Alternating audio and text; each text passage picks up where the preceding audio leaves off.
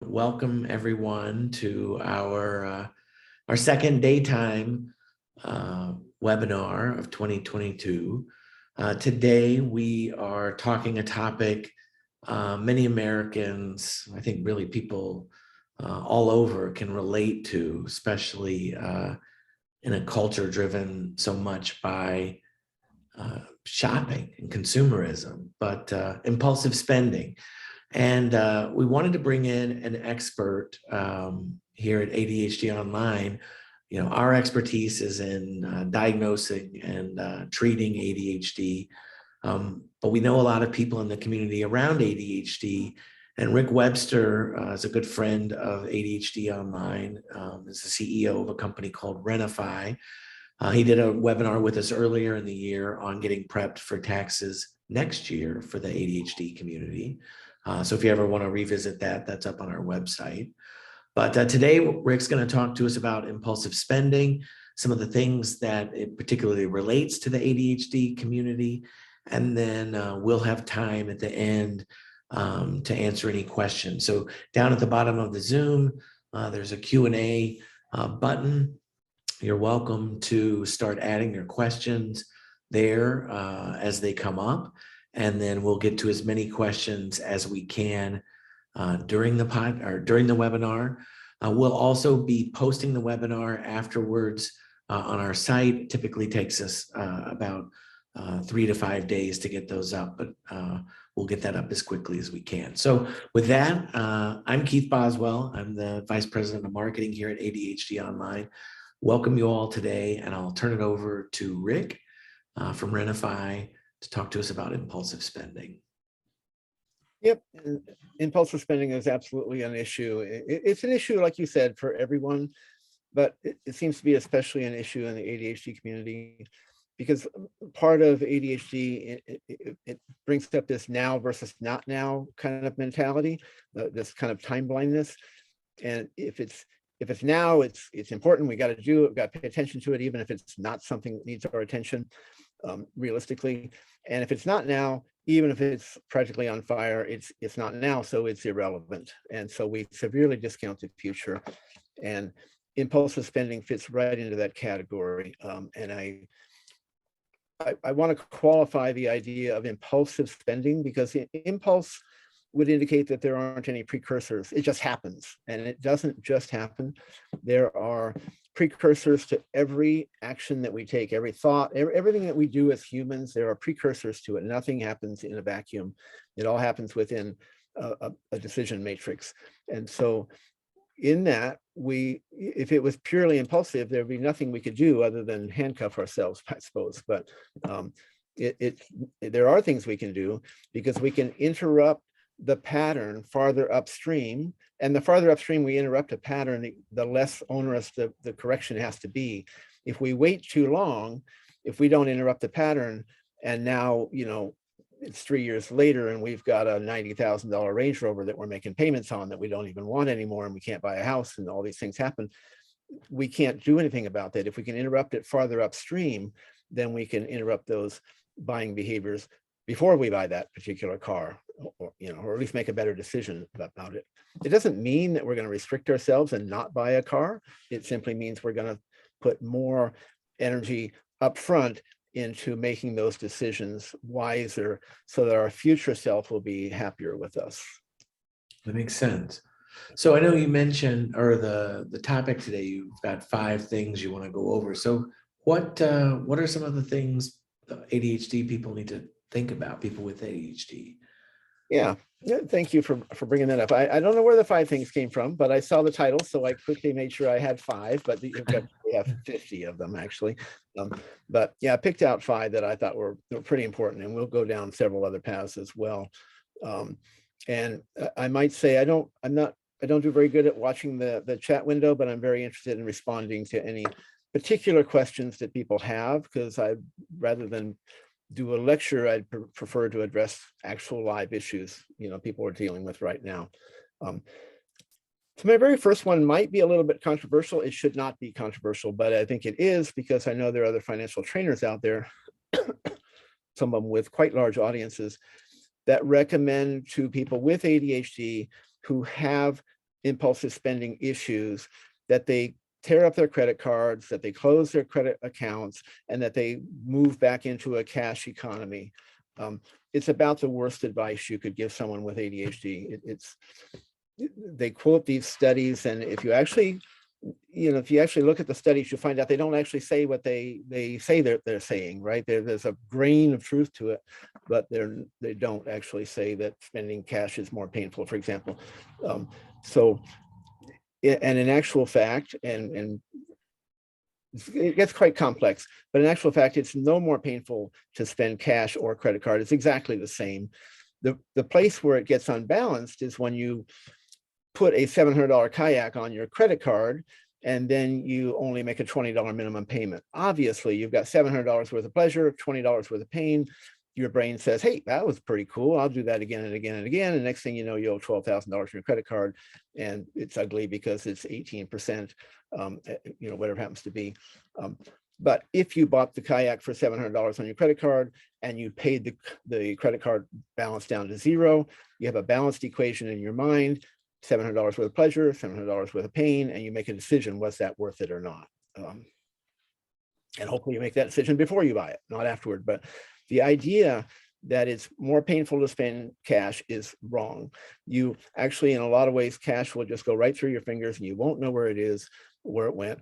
When it comes time to make a budget, you may say, well, I think I spent $50 last month at Starbucks. It was all cash, but I think it was $50. You put that number in your budget. Well, if you had put it all on a credit card, you might actually realize that it was $247 that you spent last month at Starbucks, and maybe every month. That 247 might be okay with you, but you need to know what it is. And you need to put the real number, $247, in your budget. Otherwise, your budget is dead on arrival. It is not going to work. So spending cash, it can be lost, it can be stolen. You don't have any consumer protections. You really have a subjective view of what you spent. And if you're putting it on a credit card or a debit card, you have a very clear electronic record of exactly what you spent and where it went. I mean, I just from personal experience, I know we tried to go to a cash system for a little while, and I found it to be, I mean, besides all the things you mentioned, just managing that amount. I mean, it was unwieldy to me. It was just too much. It's unwieldy, and people talk about the envelope method, which might be appropriate for a high school student, but not for an adult paying rent. You're paying $1,500 a month rent or whatever it is. You don't want that sitting in a cash in an envelope. If someone's going to steal from you, it's not likely to be somebody from far outside. It's going to be someone who knows you, right? It's somebody who has access and all those kind of things. So, and I'm not saying be overly concerned about someone stealing from you, but cash is just the wrong way to go for a whole bunch of different reasons. Well, there's a really interesting comment. Sharon just put in the Q&A. She said, this is a complex topic. Sometimes it's the agreement that, yes, that seems like a good idea when reading an online article, and here's an air fryer link. Other times it's a daydream about a future life that incorporates these items. The thrill of the shopping hunt is also part of the equation. And that's not necessarily a greed thing, because I like buying things for others too. Absolutely. So we'll get to that when we start talking about budgeting. Budgeting will not work if it is overly restrictive of you, right? In a sense, you're a voluntary captive in a way, right? You're creating a budget that you created, and you're the only one who knows if you're violating that budget or not, right? So if you've made an overly restrictive budget that says, nope, I got to solve my financial problems, I'm never going out to eat with my friends anymore, that will fail if you're used to going out with your friends, right? So the idea there, very simple and a little harder to execute on, but the fact is the budget gives you a predetermined decision matrix, so it makes it easier. You put a line item in there, $150 a month for going out to dinner with my friends, whatever it happens to be, whatever's right for your budget. And then you have a benchmark and you say, well, I've been putting this on my debit card. My debit card looks like I'm already at 250. I'm way over my budget. It's a red flag. It wakes me up and says, nope, I need to back off on that a little bit. And, another thing with ADHD, we're frequently, this is not in the financial world, I suppose, but we try to maintain these facades. And it comes all the way back from grammar school when we tried to fit in and we didn't fit in, etc. We have to get over this keeping up with the Joneses kind of facade. I had a person that I was coaching, and she kind of came to me, and a lot of money was going out. She just had to go out with her friends to do their lunch thing, right? Because she had to keep up the image, even though she was struggling. She got brave enough to actually say, I just can't afford this, guys. I just can't do this. Maybe 6 months from now when I get back on my feet, but whatever, I can't do this now. What she found out is all of her friends felt the same way. None of them were willing to say it. So now they still go out to lunch. They just go to a cheaper place because it's, as the old saying goes, it's who's around the table. It's not what's on the table. They enjoy their lunch just as much as they ever did. In fact, maybe more, because now they're not mentally thinking, oh my gosh, what am I going to do? I have to pay all this money and I'm going to be in trouble. You can't live your life if you're under financial duress. You just can't. And that's a big part of what we do at Rena-Fi. We talk about the emotional drivers of our behavior. Financial stress is incredibly debilitating on us. And if you look at Maslow's hierarchy of human needs, it's like on the second level, and it's a deficiency need. If you don't have enough, it's all you can think about. It's like if you don't have enough air, it's the only thing you're going to be thinking about until you get enough air. So you need to get to where your money situation is stable and under control, and you have enough for the things that you want, if you're ever going to be emotionally available for your kids, for example. You can be emotionally available to your kids if you're worried about an eviction notice on the door, right? You just true. Well, and this is interesting, but we had another anonymous comment. Budgeting is like a diet. The denial gets to the point where you crack or you make an exception, right? There's that, it's kind of like what you were saying, like you put something like, well, I'm just not going to do it. And then it's like you're almost more inclined to just blow past it. I don't know. And I suppose I was prepared to disagree. Oh, no, please do. I mean, please do. But I think I'm going to agree in a sense. It is like a diet. And the reason a diet typically fails is because it's overly restrictive. A budget isn't there to restrict you. A budget is going to give you freedom, right? I know it sounds counterintuitive, but as long as it's not overly restrictive, it's saying, here's a predetermined decision matrix that you're going to do with your money. I'm okay with spending $150 a month going out to lunch with my friends. Okay. I've determined that ahead of time. So now I don't have to feel guilty about spending that 150. And I also have a red flag that pops up when I'm over the 150 and say, okay, this is out of balance. This is out of line. This is not in line with what I'm capable or my future aspirations. So the budget actually frees you. It doesn't restrict you. If the budget is overly restrictive, if you say, nope, I've got rent, I've got insurance, I've got gasoline, I've got some groceries, I'm not going to spend anything else besides that. It's another thing that some of these trainers say. They say, hey, just if you have any debt, just go cold turkey on everything until you're out of debt. That will fail. I guarantee it. I know it sells books and it sells all kinds of programs. It will fail. It just, and for people with ADHD who probably already have a lot of failures in their life, I know I certainly do, you don't need to add just one more failure to that. It adds into the learned helplessness that we frequently have. So the budget, it is like a diet. It will fail if it's overly restrictive, and it will succeed far beyond your expectations if it is done correctly. Yeah, that makes a lot of sense. All right, well, we've got one other comment, and this just sounds more of like a personal story from Robert. He said, starting college, 3 months later, hitchhiking to California, 3 weeks later, arriving back in Rhode Island, writing a check for $5,000 with $50 in the bank. And that sounds like a story of ADHD. It certainly does. Certainly does. And that is that future discounting thing that happens, right? We, all humans, but ADHD, it causes us to be a little worse. We all discount the future.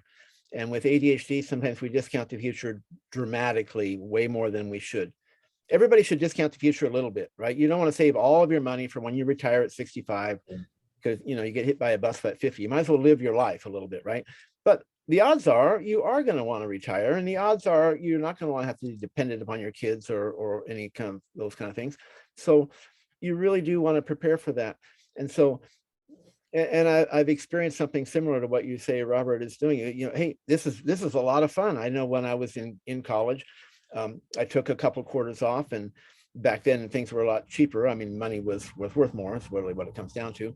But I had like $500 or $700 or something, and I lived for about 4.5 months in Mexico and came back, and the world had moved on in that time, right? And I ended up owing some money, and then there were a lot of other issues that I had to catch up on. So yeah, I was oblivious to that. I was just going to have a good time with my friend, right? So Right. I can see that. And some of it's not too bad. It depends on our age and our time horizon and those things. If you blow some of your money when you're 22 years old, you have plenty of time to make that up, and it's a lesson you learn, and you pick yourself up and you get going. But if you're 65 and you haven't saved for retirement and you don't have anything figured out, it's really, you have to make such a dramatic correction. You might have to earn $1 million in a year to retire comfortably, and you're not going to be able to do that. Whereas if you started a long time ago and maybe made some mistakes along the way, but the trajectory would generally be up if you were working towards that. Right. Well, I'm gonna go out of order because we had a comment that just came in that it's interesting because it's kind of the counter to Robert's story. So Sharon said, Robert's story causes me stress. And she smiley face. I understand the adventure could be the trip of a lifetime, creating memories that will remain with me for many years, but I have other responsibilities that would hold me back from doing that, right? So I think there's that side of ADHD that's the impulsive. There's also that side of ADHD sometimes it's the what if that can be the holding back too. And that's another thing budgeting will help with. We do, I shouldn't say some people, in some situations, we get to where we kind of catastrophize, and that keeps us from moving forward with things because our fear of certain risks and other factors kind of exceeds what's pushing us forward.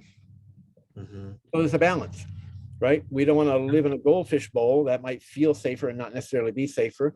But at the same time, we don't want to just be out there taking these tremendous risks and things. Yeah. So there's balance. We had another anonymous comment that's really interesting. So Maslow is an important concept. One of my therapists didn't believe in Maslow, so we broke up. I wanted more than food and a roof over my head, but he was pushing back. That was all I needed to make me happy. Well, To me, that's not enough. I mean, agree 100% with your attendee. First of all, in some sense, everything we think of is a theory, right? There's nothing proven ever, no matter what, right? I can't even prove that you exist. I can't even prove that I exist. So everything is a theory in a way. Maslow's has been, it is so well understood and researched and studied. It is, I mean, you can argue with some of the nuances, but there is no doubt there are deficiency needs like oxygen and water and that, and in our society, a certain amount of money so you don't have to live under a bridge. There are deficiency needs that we need to get to a certain point. And once we get to that point, we're okay, right? So the therapist, in some sense, was saying, if you just have those basic needs, you might be okay. But the fact is, there's a lot more to life than just getting those basic needs. One basic need might be water, right? If you don't have enough water, that's all you're going to think about. But once you know that you can go to the tap and turn it on and get a glass of water anytime you want, you're not going to think about it anymore. So now you can put your energies into thinking about something else, right? And it might be getting the money situation handled. Once you have the money situation handled, I would agree with the therapist. The difference between having 70,000 in income versus $1 million in income is not that big of a difference in terms of happiness, right? right. There is a difference, but it's not that great. But once you solve the basic money issues, you've got a roof over your head, you've got groceries, you got shoes on your kids' feet. Once you solve those problems, now you can move into growth needs and be more available to your kids emotionally. You can find meaning and purpose in your life, all these different things you can do. So I would have to say, from what little I heard, the therapist is just dead wrong about 90% of that. The therapist might be correct that once you only need a certain amount of money, that part I would agree with. But there's so much more in life than just getting your bills paid. And that's partly what we kind of talk about it, Rena-Fi so much, is let's get the bills paid, get to the point where we don't have to struggle with money and live our lives, live a full life, right? It's not necessarily about earning $50 million. There is a level when you probably are going to say, hey, I have enough. Yeah. So yeah, then the last comment they had was, it's interesting because the deficiency needs are so tied to money that money becomes a deficiency need too. The money is a deficiency need. Yes, I totally agree. Indirectly, I mean, in our society, we're not on a barter system. If you want to buy, if you want groceries, you got to have money. It's just the system that we're in. Yeah. Yeah. So we got another comment from Tierra. This one just feels, again, very relatable. I often look at my account after payday. I get too excited and think I have more than enough money. Then I blow most of it and start to panic until I get paid again. Perfect. That's How common is that? It's disturbingly common. It's extremely common, and there are some hacks that we can talk about right now, and this is a good segue to get back into some of these things. When that's happening, there's a really, it just kind of screams at me that the person is spending before savings, right? Let's start with that, right? The check comes in, hey, I just got $500. I want this, and I want this, and I want this. And a lot of those wants are needs, no doubt, groceries and those sort of things. But the concept here is pay yourself first, is what this comes down to. Now, this may have to be a trajectory. You may not be able to do this instantly. If you're barely treading water, you're not going to be able to set money aside. But we really want to be able to say, I'm going to take a certain amount of my paycheck, and I'm maybe going to have my employer directly put it into a retirement account for me, into some account, especially if you're a W-2 employee, you may have matching funds for a 401k or something. So you want to take advantage of that. If your paycheck is $1,000 and your employer just sends off $100 at your discretion to your retirement account, now your check that you see is only $900, and you learn to live on that 900, right? Now, like I say, if you're spending 1,100 and you're only making 1,000, obviously that would be crazy. You'd get evicted, right? You can't do that instantly, but you work towards that. But the idea is to pay yourself first, take some money right off the top that you never even see. If you can get your employer to put it directly into your account, you never even see it. You learn to live on what's left, and you will. And then you take that 900 in the form of a budget, right? And your budget says, okay, I've got this much available for food. This is what I typically need. This much is for clothing replacement. This much is for, transportation costs, whatever it is. You've got a list of things. Then you know where your money's going. You have some awareness around it. If your money is just going away and you don't hardly know where it goes, that system will never correct. But if you get some awareness around it, and you say, oh my gosh, I seem to be spending a lot of money. In fact, our rent is just way too high. There's nothing that's going to work here unless we reduce our rent, right? You need some awareness around these issues if you're going to correct them. They won't correct if you're oblivious. Makes sense. All right. What I'll leave a few questions, but what did you want to cover next? Okay, and this one initially might not sound like a financial advice, but it absolutely is. I wish I had the little URL to the article I wrote for ADA not too long ago, but ADHD is a huge threat to your entire life, but to your finances, particularly what we're talking about here. So my number 2 recommendation is treat your ADHD. We're talking about a foundational issue. And if you don't treat, you're building on sand, right? If you don't get your sleep, your diet, your exercise under control, if you need it, if you don't take advantage of mainstream medication, and I'm not against alternative medicine, but mainstream medication has been proven to work for 80% of the people. It's just been researched upside. It's one of the most researched things there is. They've been researching Ritalin for 60 years now or something. So yeah. I would say treat the ADHD. One of the reasons people enjoy shopping is because of dopamine. And I'm not a research scientist, but dopamine is it's like a happiness drug in some sense, right? In a way. And Right. people with ADHD, we have fewer dopamine receptors and we produce it poorly. And so we get less of a thrill, I guess, for certain things that we're doing. And sometimes we need even more that gives us kind of a jolt. And shopping, they call it retail therapy for a reason, and shopping gives us that. But unfortunately, if it's impulsive shopping for things that we hardly even need, then it compromises our future. So I would say that would be my second recommendation, is to, you know, I lead these CHAD groups. CHAD's a nonprofit in the ADHD community. I lead these groups, and I've been doing it for about 25 years now. Some people come there and it's Groundhog Day. They always have a problem with the ADHD, and it never gets better. You know, it's always something. And they, again, I'm not against alternative treatments, but they keep going down the alternative routes, avoiding the mainstream things that actually have been proven to work. And what's been proven to work is mainstream medication coupled with behavioral therapy, coupled with an ADHD friendly living environment. And if you can put those three things together and stabilize everything, then you have a good foundation to work from.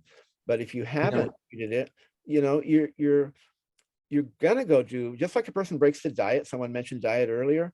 If you haven't treated the emotional underpinnings of why you are overweight, for example, creating a diet isn't going to work, right? You're going to come home from work someday when, you know, when you were upset with somebody, someone at work looked at you sideways, you had an argument, you're going to come home and eat the entire chocolate cake in the refrigerator. It's not going to work unless you've treated the underlying emotional issues that go with it. And It's ADHD, true. I think you even, and you talked about, I think in our last webinar, the ADHD tax, like just the effects of having ADHD and the kind of unrecognized things that does. So then on top of that, if you're not, and we hear this all the time. I mean, I think there's such a stigma with the weight.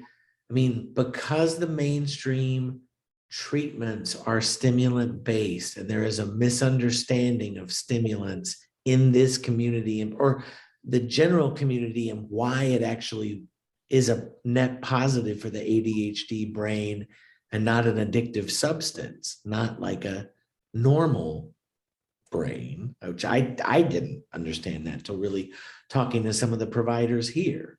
But that stigma really does, I think, cause a lot more people to seek those alternative treatments because we hear it all the time. They're like, people think they call me a meth head or something. And we take that personally because it's like, that just the gap of misunderstanding is so large. It's kind of terrifying, honestly. it is, and it's tragic, I think. It is. Because these things they do work. And you talk about addiction, especially when we're talking about kids, people, you know, parents are kind of convinced that they don't want to over medicate their kids. And I wouldn't want to over medicate a kid either, but they have shown that properly treated with medication and behavioral therapy and a living environment that's friendly, those kids are far less likely to become addicted to drugs. They're far less like likely. Twice as likely. It's, Right, I mean, it's significant. Yeah, I've seen the same. Yeah. And the cost of not treating ADHD goes way beyond the financial ADHD cost, which, by the way, is 12 years off your life expectancy for long-term financial stress. It literally takes 12 years off your life expectancy. But there's other things too, such as prison time, right? Such as speeding tickets and accidents and uninsured things.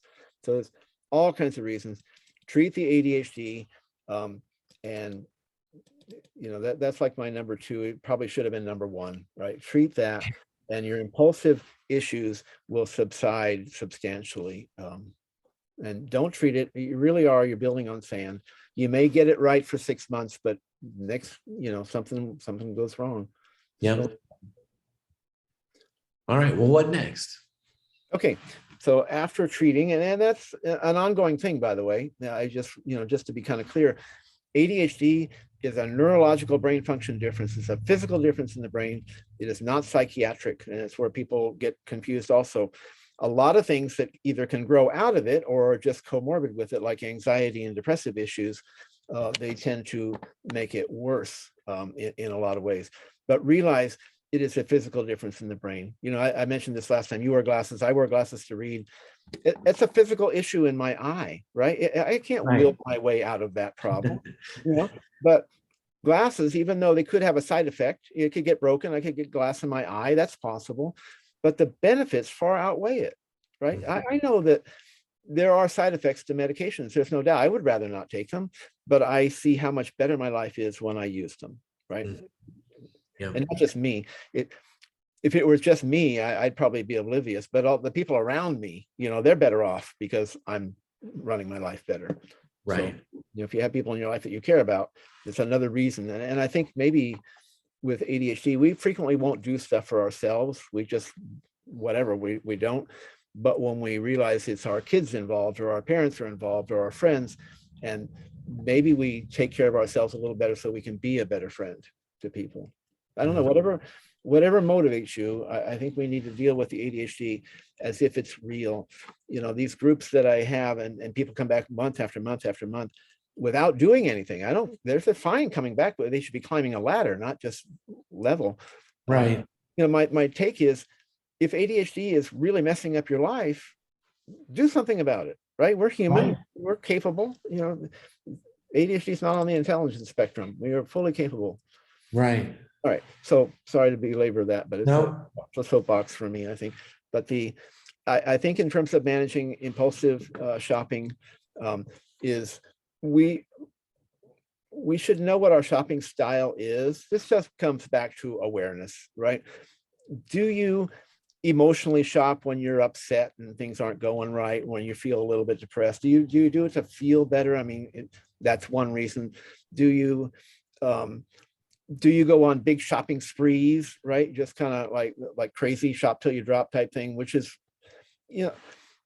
Rena-Fi, we also talk about how the world is designed to separate you from your money, right? They have all this marketing out there, and people who think they're oblivious to marketing or aren't impacted by marketing are probably the most impacted by it. But if you got to know what your shopping style is, are you susceptible to, I don't even know what it is. What is it? Black Friday that comes along near the end of the year before Christmas, and they say, "Oh, these fantastic sales." They're not giving away any money, right? They want you in there to spend your money, right? They want you to come in there to buy the TV that's discounted by what looks like a lot, and go out with a whole shopping cart full of electronics or whatever it happens to be. So realize the marketing that you're reading is actually almost like a narcotic. It is bad for you. I would suggest that you get rid of all your circulars and you get off of the email lists that do those. Unsubscribe to all that. And if it's coming in the mail, just put it in the recycle bin. But we want to know, are you susceptible to kind of shopping sprees, or do you just kind of on a regular basis overspend? Every time you go to the store, you come out with 3 or 4 things that you had no idea that you wanted. So if you know what your style is, some people overspend on lots of small items. Other people, they're really frugal, and then they'll spend $30,000 on a cruise, right? So, Right. and and I'm not saying they shouldn't. I'm just saying you need to be aware of it, and it needs to fit into your budget. And if that $30,000 on a cruise or on a wedding or whatever happens to be is going to compromise your future, then you need to, give that some thought. So I would kind of introspect and say, am I a spree shopper? Do I hold the line and then some big ticket comes along and I buy a car, that wasn't necessarily expecting? By So the way, know your shopping style. know your shopping style. Know what kind of shopper you are. Yeah, and maybe it's for small items. Maybe you're doing a lot of small items. So you want to know why you're going out shopping and what's doing that. See a lot of things in the chat window. Is that something I should be looking at? Well, so there's quite a bit. People are just talking about how much they relate to this, which I think it just tells us. I mean, this is something. It's common. It's not you're not alone. I think that's another thing. These webinars are great because they're bringing people together, and we're saying, "Hey, I can relate to this because I'm going through this." A question that came up early, but this one feels very relevant because I think so many of us do this. It's from Susan. It says, as adults, my husband and I struggle with the future discounting. You talked about it earlier. How can we help give our college son, who's also doing the same behavior now, as future discounting, time blindness, What are some tools as parents we might help him motivate to budget when we can't seem to stick to it ourselves? Both my husband and I have ADHD also. And our son's about to quit college, and if he makes it, if he makes money, he spends it. Yeah. And that is it's kind of a catch-22 in a way. I mean, first of all, I'm an ADHD person, and I have 4 daughters, two of whom have ADHD. So it is a tough situation when you have ADHD, especially if it's not properly, remediated, which mine wasn't until about 25 years ago. And the kids have ADHD. I mean, there's a real recipe there that's really tough to deal with. And the other thing that I'm thinking of is, if you leave ADHD outside of the picture, don't even think about that, we get our money story from our parents, from the people around us, for a variety of different ways. So our kids are primarily getting their money story from us, right? And that was what I was saying earlier about treating the ADHD. You treat it not just for yourself, but for everybody else around you. So if you've got an impulsive spending issue going on, your kids are watching that, right? They're watching what you do and listening to a little of what you say, but really they're watching what you do. And so now those are the habits that they're learning. And so it can be very difficult. So I think the first thing, as an ADHD parent, I think the thing that I realized is I've got to role model some of these things better, not just for me, but for everybody that's around me. So there's that. Another piece that comes up is when you're an individual person, it's one thing, right? You can make all the rules for yourself and decide what you're going to do. When you're a couple, now you're in a matrix of some sort, in which there's going to be compromises, and there's going to be, the failures are multiplied, right? If you have something yourself and you fail once in a while, that's one thing. But if your partner fails once in a while, now you've got those multiplying failures that are going on. So just be easy on yourself, and realize that it is a little harder when there's multiple people involved and when there's multiple generations involved. I would start off a kid managing their own money when they were really young, age appropriate, of course, right? But get them started early, knowing how to manage their money. That would be maybe a cash allowance, and you're able to say, well, you had your $5 and you spent it. I guess you have to wait till next month, right? So they understand the pain of that. And then as they get a little bit older, and maybe high school in there somewhere, where they start to have a debit card or a credit card, you can get them a secured card where you make a deposit of $200. Now they have a $200 limit on a card. Teach them how to manage credit responsibly early on. You'd be surprised. I mean, we all make mistakes. Let them make their mistakes when it's a $200 mistake. We have people come to us with $100,000 worth of credit card debt. Well, that's a huge problem to dig out of, right? In fact, it might be close to bankruptcy type stuff, which is also not an ideal solution by any means. So teach your kids early, I think, for sure. Model the best behavior that you know how to do. And it is tough in college, because once they go to college, they're out of the house, right? Right. And that's a challenge, right? Because they're out there, they're with their friends, they want to go out to eat, you just don't have oversight or control over that anymore. So it gets really, really tough. But you kind of just have to keep modeling good behavior and talking to them. And I think really I learned this from a professor, because it had nothing to do with money, but I was in college. He had 2 kids, and one of his kids was walking around a fence post with rusty barbed wire. We were out doing some work with some graduate students. I wasn't a graduate student, but I was with him. So, and he didn't tell his kid not to do it. And I just, it was like an aha moment, because that's not how my parents would have handled it. They didn't tell him not to do it. Simply said, you might want to look at that. There's some barbed wire there. It's kind of rusty. You might end up with a tetanus shot. I don't know if you want to do that or not. I'm not telling you what to do. Make a decision. And so the kid, obstinately kept going around a little bit longer, but then thought of it himself and stopped. And I said, that is the best way to teach a lesson, right? Yeah. You tell them what to do. You force your rule on them. As soon as they're out from under your thumb, they're going to do what they want. But that kid at 6 years old was already learning to make his own decisions, right? The father pointed out some risk factors the kid wasn't aware of. So I think that's what I would do with a kid also, is I would say, if you keep up this behavior, what do you think is going to happen? What's going to happen in 5 years, right? You Yeah, may they can buy a house. model it out for themselves. We often underplay their ability to problem solve for themselves. And if we don't let them problem solve, first of all, they don't learn how to do it. But second, as soon as they're out from under our thumb, they do what they want to do. They haven't Right. learned anything. Right. So I would say let kids make their mistakes early, obviously not serious fatal ones, but let them make their mistakes early and learn from them. Yeah. So hopefully when they go to college, they're ready. They're all going to make mistakes. I mean, don't beat yourself up as a parent. Your kids are going to make mistakes. It's how we learn. Right. Well, here's kind of an interesting in the chat. We had some people were talking about again relating to what we've been talking about. Anna said most of this sounds like me and how I manage my money. My husband does not seem to understand about the financial struggles and ADHD. And so, if you've got ADHD but your partner doesn't, and how do you communicate that? Like, I mean, especially when the finances are like that kind of like neutral ground, but it's a very volatile emotional space.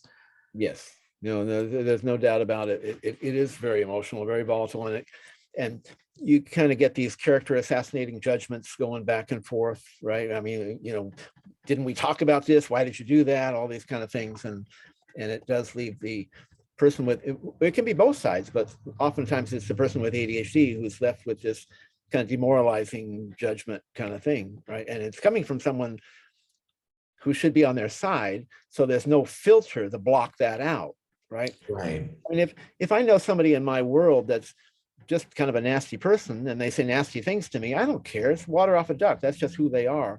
But if it's my partner, that's a lot harder to deal with, right? It's somebody who I trust to look out for me. So I do think it's important to sit down at the dining room table and kind of map out what's going on. We don't want to have what happens a lot of times with ADHD and non-ADHD partnerships is kind of a parent-child kind of thing starts to develop. And we want to be really careful to avoid that. We want this to be adult to adult, but it is okay to compartmentalize and to have a division of labor and say, you know what, I'm going to do this part of the the relationship work, household work, whatever it happens to be, and you're going to do that part of the household work, right?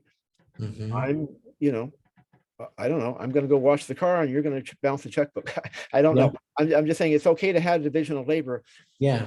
Not okay is advocate your responsibility and say, you know what, I don't know how to do any of this. It's all on you. Well, that begins to make a parent-child relationship, and that it's pretty damaging to a relationship in the long run, because what you end up with is resentments building up, and then you get passive aggressive behavior.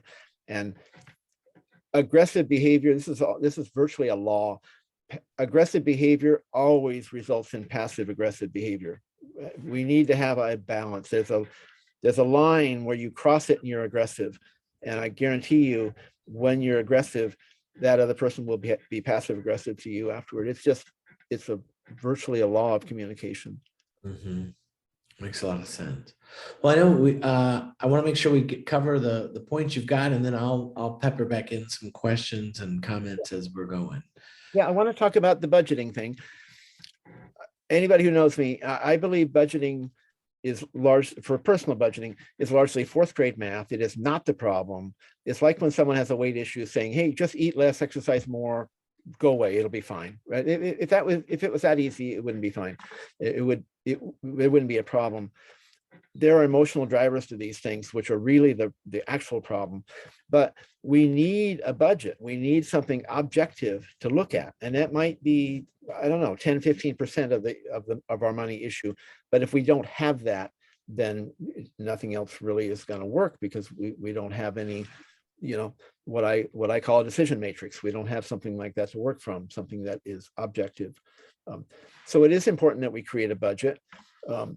And I think it's going way back to what someone said before about diet and its relationship. Budgets are not a punishment. They will empower you. They open up things. Budgets lead to financial freedom, not restriction, right? Mm-hmm. It may feel like it's a restriction because saying, I'm only going to spend $150 on lunch with my friends. But that's freedom to spend $150 a month without feeling guilty, right? And it's also the freedom to know that I can do that without feeling guilty, and my budget won't be tanked. I won't be desperate for my next paycheck because I've lived within the one I have and lived beneath my means. Yeah. If we don't, it sounds obvious, but if we don't live beneath our means, if we don't stop spending every dime we have, we will never be financially healthy. We're just waiting for the next bad thing to come along to knock us off our feet, right? We need to live beneath our means and build assets, basically. That's a whole nother topic, but we need to move off of being income-based and become asset-based before we retire, right? If you're dependent on your income, that's the single point of failure. First of all, COVID-19 comes along, you're out of work, you got a huge problem. And second of all, if you ever want to retire, you have to get past this idea that you're going to spend an hour and earn an hour's worth of money. You have to have assets. So let's talk about the budget. I think it's really important. The budget will empower you, and it'll enable you to focus where your money goes. So it's not frivolous, right? So you don't say, well, what the heck did I spend it on? I've got all these little things in my garage, which I don't care about. I never use them, or, whatever happens to be. You will actually have things that you want, right? Because you've given it some thought. Impulse spending, if you have a budget, is dramatically reduced because you have some brackets. You've said this much for that. By the way, I have, one decision matrix for me, and it fits in my budget. I don't want to be so restrictive on myself that I know that I will, fail at that point. So when I go out and I'm looking at stuff and I'm in a store and I see something I like, for me, if it's $5 or less, I'm probably just going to get it. Right? It's a rounding error in my life. I'm not going to do it 50 times a month. I just do it once. If I waste $5, I waste $5. It's not worth any of my bandwidth, right? I only have a certain amount of bandwidth in my life. It's not worth it. But if that item is, say, between 5 and 100, then I'm going to think about it a little bit longer. I didn't know I wanted it when I walked into the store. I'm going to say, well, what's the return policy? Do I really want it? Take some time, talk to my spouse. If he or she's here, I'll talk to that person. So that would be good. If it's over 100, and you determine your own numbers, if it's over 100, and that's my preloaded decision matrix, I say, you know what? I didn't know I wanted it. It's over 100. I'm almost positive I want it, but I'm going home. I'm going to think about it. It will be here tomorrow, right? This idea that Amazon says there's only 3 left is nonsense, right? There's another boat coming from China with 100,000 more of whatever it is that you want to buy. So there will be more of them, unless you're buying some classic car or something. The fact is there'll be more.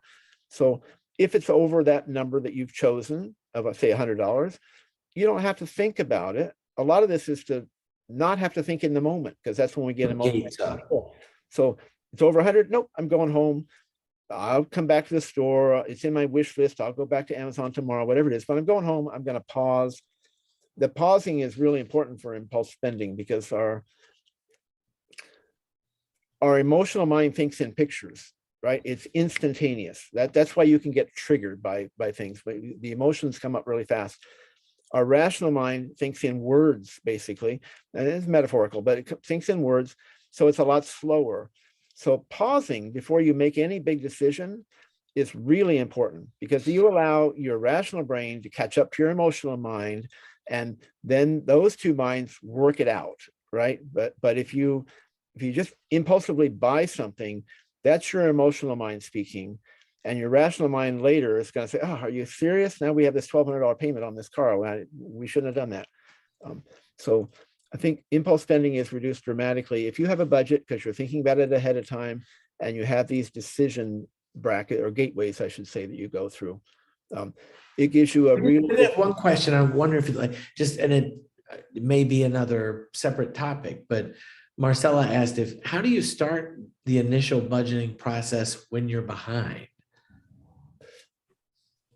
Really good, and it is tough. It depends how well, and maybe she can put in there, what does she mean by behind? Because that can be a different thing. Are you behind because you have $50,000 in debt, or behind because you're not bringing in enough cash to pay the bills? So I'd like to know a little bit more about that. But while she's typing that, I would say another pet peeve of mine, there are financial trainers out there that say, just save 10% of your money. That's all you have to do, and everything will be fine. Well, that depends on how long of a time horizon you have. If you're 18 years old, that might work. If you're 45, it probably won't. But a lot of people can't save 10% because they are behind and they get evicted because they need every dime they have just to stay above water. What a person can do, especially someone with a longer time horizon, like 25 years old, just out of school, their income's going to quadruple as they get into their career versus the job.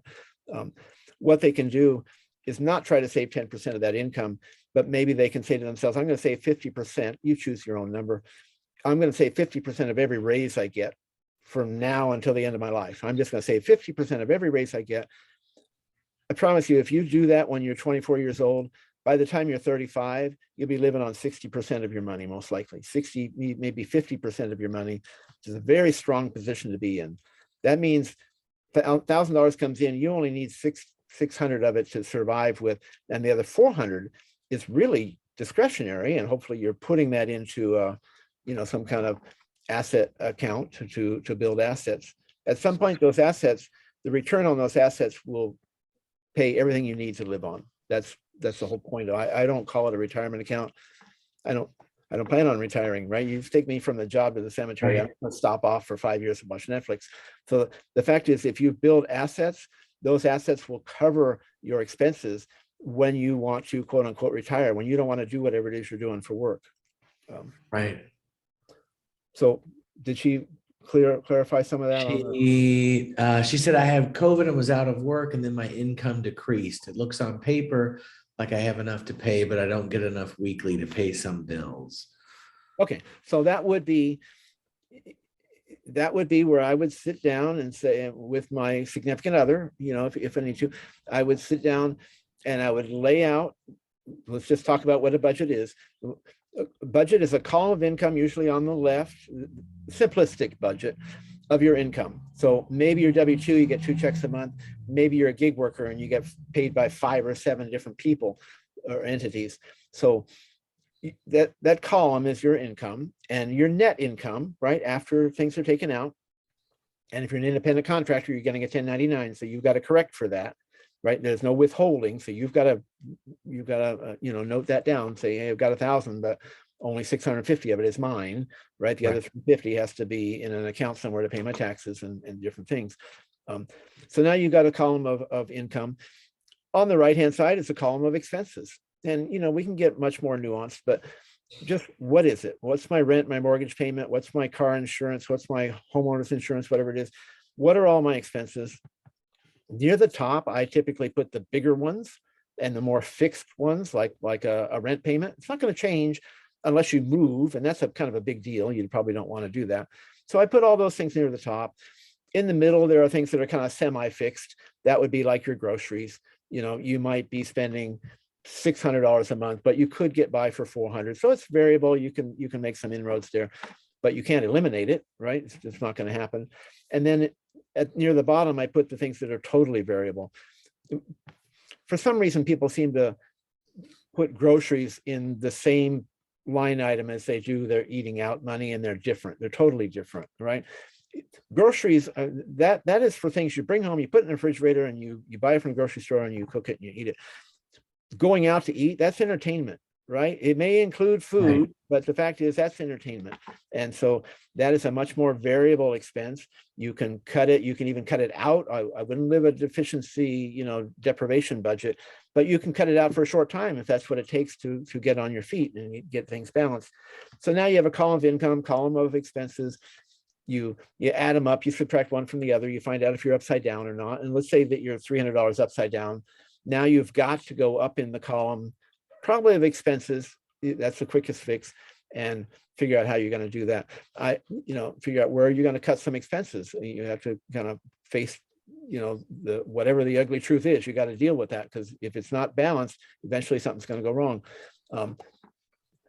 On the other hand, I will say, it depends. If you're 65 on a totally fixed income, this isn't going to work for you. But if you're younger, it's much more pleasant and actually easier to solve it on the income side, right? Get some more certifications and go ask your boss for a raise and say, hey, I'm worth it.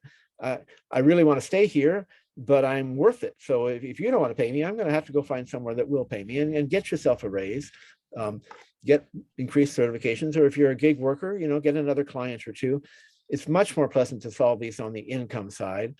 But if you don't use a budget, you'll do what most Americans do. You'll make another 1,000 and you'll spend another 1,000, and you won't really be getting ahead at all. You'll just be working 70 hours a week instead of 40. That's what, a lot of people, they're just working a tremendous number of hours, and you got to step back someday and say, what am I really living for? And I really think we want to become worth more in the employment market, if that's where we're at, and then expect it. Ask your boss for a raise, get more clients, get rid of some clients that are nickel and diming you, maybe if you're a gig worker, and get better clients, right? Those kind of things are much more pleasant than saying, I have to quit going out to lunch with my friends.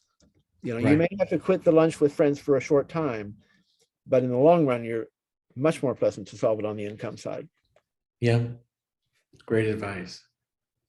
Well, any other, we've got about 5 minutes. Anything else quick, and then we can maybe do one more question. Yeah, and this is absolutely huge. And most, I don't think people hear me when I'm saying it. It's absolutely huge. There's a saying that's we all pretty much buy into, that what you think about grows, right? If you think about things, your mind revolves around it, and that grows in your mind. Well, unfortunately, they don't translate that to, in the ADHD world, especially, to getting better, to improving our lives. So I really would like people to think about, if you think about your problems, which seems like a natural thing to do, I got problems, I'm going to think about it. If you think about those problems a lot and kind of ruminate, you will do nothing other than generate more problems. You're thinking about problems, you're generating problems, right? We need to be aware enough of what the problem is, and then we need to put our emotional and our mental bandwidth into solutions to those problems. Because I guarantee you, if you think about solutions, more solutions will come. Our mind is very creative, especially in the ADHD. That's one of our strong points. We're creative. So you will find solutions to what seems like impossible problems. But if you ruminate on those problems all the time, this idea of the secret, which is another one of my pet peeves, it's nonsense. Just because you dream about something happening isn't going to make it happen, right? You need to be aware of where you want to be and where you are, and why you're uncomfortable where you are, and how much nicer it'll be where you're going to be. You have to be aware of all that. Right. But the only thing that's going to get you from here to there is not knowing the goal. That's the idea of a secret. I have a goal, it'll just happen. Knowing the goal doesn't do it. Creating systems to get yourself from here to there, that's what gets you there. Everything that is worthwhile in your life, you need to have systems that get you there, like a budget that says those things. So in a nutshell, I'm not saying we should be oblivious to our problems, but think about your problems just enough to know what they are, and then put your mental bandwidth into solutions. Don't be Groundhog day after day after day. Oh, I've got this problem. Right? I mean, Rick, that's like amazing advice. One, just for everyone, but I think two, I think enough people with ADHD don't hear that. And that lack of, like, when you don't hear it from someone else, you don't see it in yourself, it's very easy to go down the rabbit hole of the what ifs. And I mean, to your point, we can be amazing problem solvers. We can also be, doom scrollers of the ultimate kind, where you just think of all the what ifs, because you can just keep going, and the brain you can feed it those types of things. So, well, it seems like I know we're about the top of the hour. We've got a number of questions and comments. The thing I would say to people, we definitely will be posting this on our website. It typically takes us, like I said, about a week to get them up, because we like to just make sure we edit them and everything looks good. There were some questions about budgeting, sticking to a budget. That's a likely future topic that we can talk about. We're going to be doing these webinars with Rick and Rena-Fi pretty regularly, at least once a month, on finance and ADHD, because we do know what an important topic it is for our community. So we'll also be looking at our social channels and posting up some of the ideas for future topics, just to see what maybe has more interest. For those things that we can follow up afterwards, we definitely will. If we've got questions that we can answer or things we can point you to, we definitely will. someone asked, and maybe I'll just end on this, Rick, for anything, for resources at Rena-Fi potentially, but an anonymous question was, is there a template of the decision matrix or the suggested kind of decision gateways? I think that people really liked that. Yeah, I have that. That's a great idea. I guess I should create that. I don't think that would be hard. We could do a couple worksheets on that. I do want to plug Rena-Fi just a tiny little bit here at the end, because a lot of what we're talking about, this is exactly what we teach at Rena-Fi, and it's not lost on me that listening to a presentation is a very kind of academic kind of thing, and people say, "Oh yeah, that's really interesting," and then they go about their lives and nothing happens, right? I think we need to be almost immersed in things and have a process, a system that we look through and change our behaviors over time. Somebody else I saw in the chat room, it scrolled by, but the small steps, baby steps, someone mentioned. These things are baby steps. We will not change our behavior, even though it looks like a really small thing, like tip of the iceberg. There's a lot underneath the surface holding us in place. This idea that we can just decide to go to the gym 3 days a week and it'll just happen. No, it doesn't happen. We know that. People make a New Year's resolution. They're breaking it 3 weeks later, if not sooner. So what I believe in with Rena-Fi, just totally believe. I mean, I'm the founder. That's why I do it, right? It's we need to make baby steps that are kind of socially reinforced. We have a community there, and it's like we are tribal creatures. We do much better in a group and that sort of thing. So anyway, I would love to have. No, that's great. I mean, that's why we wanted to get you in front of our audience, and that's why I think we value your expertise because of that commitment, and really to the ADHD community. I think it's really commendable, and we really appreciate it. So appreciate being here. Thank you very much. All right. Well, listen, we will see you again next month. We'll get that information out. We're trying to get better about getting these out ahead of time. But thank you, everyone, for joining today. We really appreciate all the questions. We apologize that we don't have time to get to all of them, but we look forward to looking for future topics and seeing you again soon. So thanks so much. Thank you. All right. Bye, everybody.